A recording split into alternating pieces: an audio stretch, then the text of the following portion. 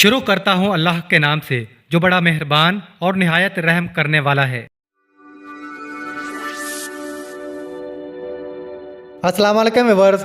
حضرت ابو ہریرہ رضی اللہ تعالیٰ عنہ بیان کرتے ہیں، رسول اللہ صلی اللہ علیہ وآلہ وسلم نے فرمایا، جب اللہ نے آدم علیہ السلام کو پیدا کیا تو ان کی پشت پر ہاتھ پھیرا تو ان کی پشت سے وہ تمام روحیں جنہیں اس نے ان کی اولاد سے روز قیامت تک پیدا کرنا تھا نکل آئیں، اور ان سے ہر انسان کی پیشانی پر نور کا ایک نشان لگا دیا۔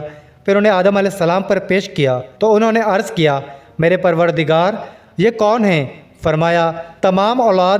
پس انہوں نے ان میں ایک شخص کو دیکھا تو اس کی پیشانی کا نشان انہیں بہت اچھا لگا تو انہوں نے عرض کیا، میرے پروردگار یہ کون ہیں؟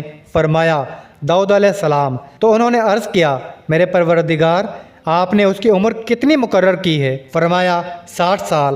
انہوں نے عرض کیا، پروردگار میری عمر سے 40 سال اسے مزید عطا فرما دیں۔